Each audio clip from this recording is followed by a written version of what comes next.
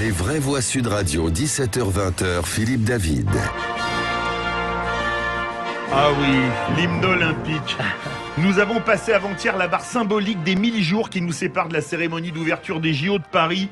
Et c'est demain que sort un livre qui est un régal et une bible pour les amateurs de sport en général et d'olympisme en particulier, puisqu'il raconte avec nombre d'anecdotes les JO depuis 1896.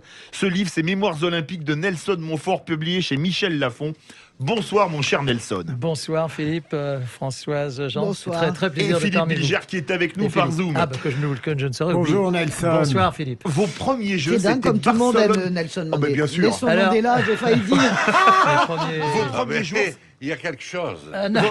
vos premiers jeux, Nelson, c'est c'était quand même Barcelone. pas. Oui, c'était pas en 1896. Heureusement. J'avais peur que vous. D'ailleurs, dans ce livre, je remonte même aux jeux antiques, 700 avant Jésus-Christ, où je n'étais quand même pas encore tout à fait. Mais j'ai effectivement mes premiers jeux furent les jeux de Barcelone 92. Et dans ce livre, donc Mémoires olympiques, vous avez si gentiment présenté, j'essaie de raconter en fait les coulisses de l'exploit, qui est d'ailleurs le titre d'une ancienne émission de télévision. C'est pas un livre de compte rendu de résultats. Non. C'est tout ce qui se passe.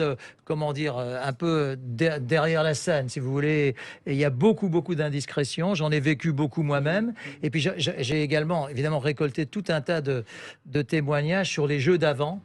Et on disait à l'instant, juste avant d'intervenir, c'est que souvent, je pense que vous serez d'accord, les mémoires d'avant, parfois même les mémoires que l'on n'a pas vécues, sont plus fortes dans l'imaginaire collectif que ceux que l'on a vécus. Et c'est pour ça que j'ai voulu également rendre hommage aux grands anciens. Aux grands anciens. Philippe Bilger, qui est un fan de sport Nelson. d'ailleurs.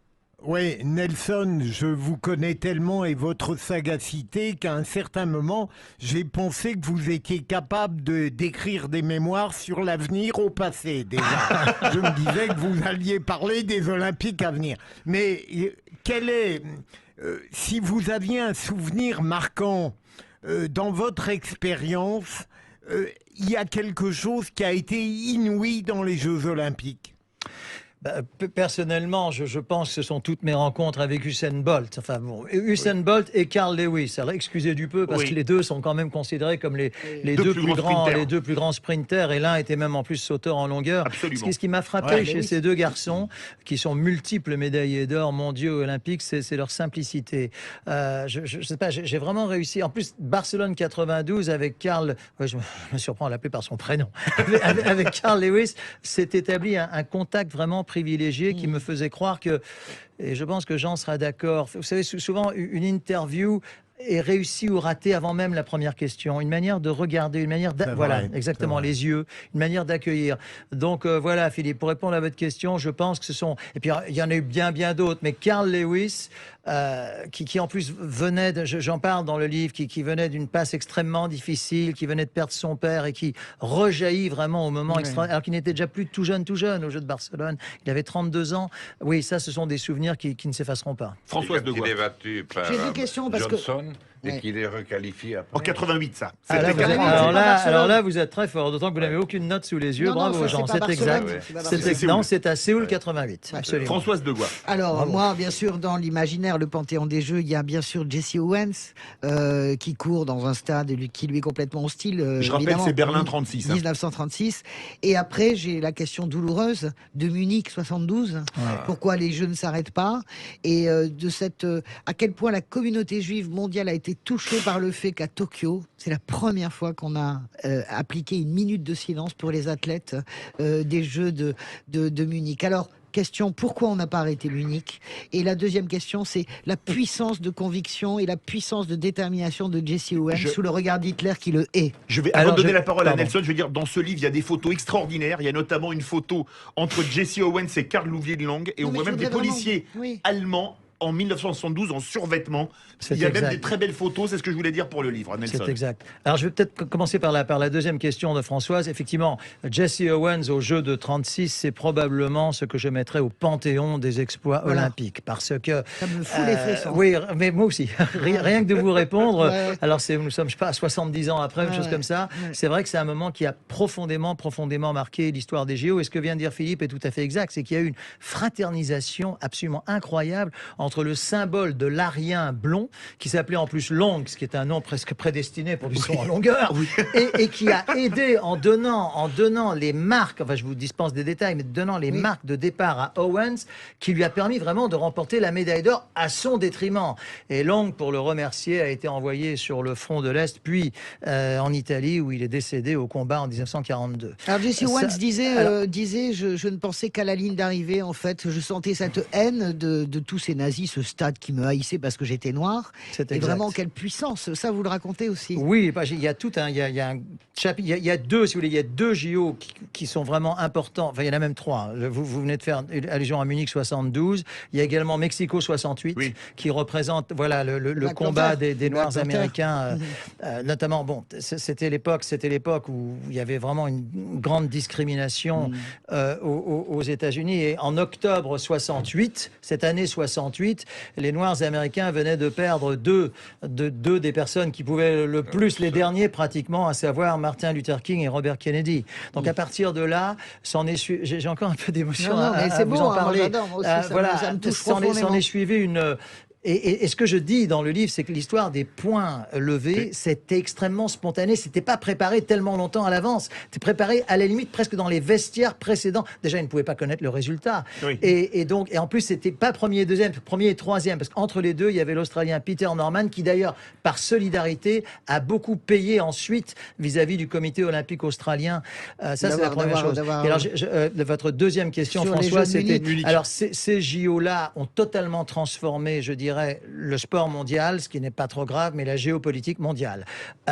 Et c'est vrai que vous savez ce qui se passe, c'est qu'aux Jeux Olympiques de 1972 Munich, l'Allemagne était tellement désireuse d'offrir le visage le plus ouvert, on s'introduisait au village olympique comme dans un moulin. N'importe quel spectateur pouvait entrer au village olympique, et c'était la volonté des autorités allemandes.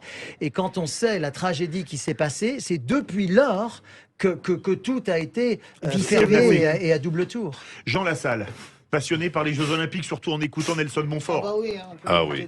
Et surtout en parlant avec Nelson, je l'ai vu pratiquement annoncer la victoire à des vainqueurs qui n'y croyaient pas encore.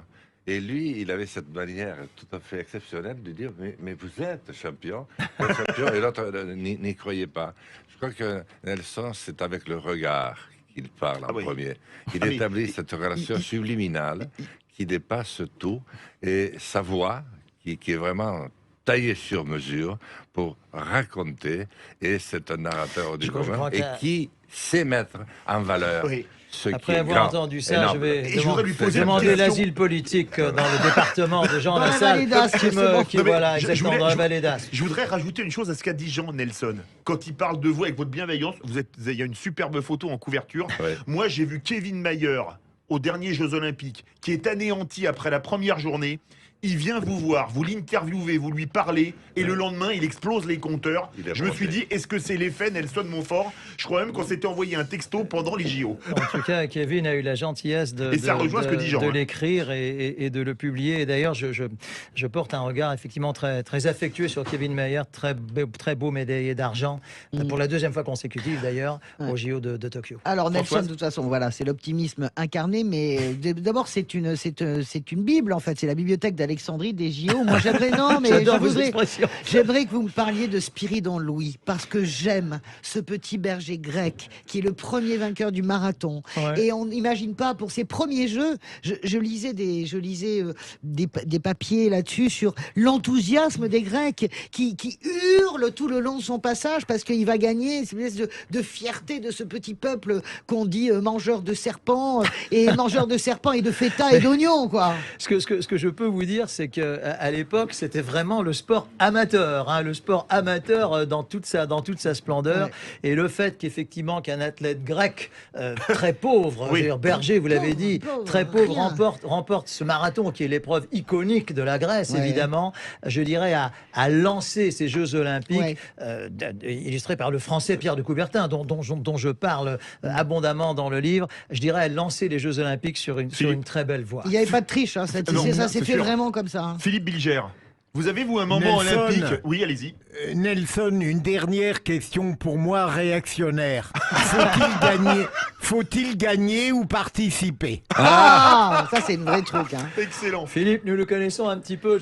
Comme j'ai l'assentiment que la réponse que vous attendez dans la question, je dirais qu'il faut participer et si possible gagner. Ah, Mais alors, le non, Normand. parce que je crois profondément. Vous savez, on va dire que cette devise de Coubertin, l'important est de participer et de dépasser, démoder, etc.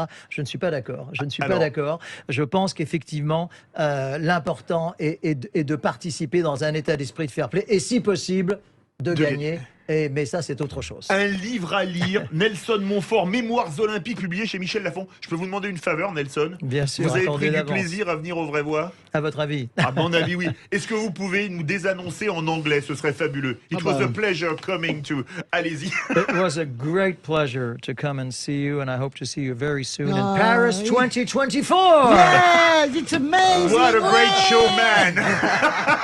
Ah, si j'avais parlé anglais comme lui. Je pense que tout le monde a compris. Ah bah, tout le monde a compris. Mémoires olympiques chez Michel Lafon, Nelson Montfort. Pour tous les amateurs de Ça, sport, c'est c'est chouette un sous le cadeau cadeau de de Noël Noël. absolument génial.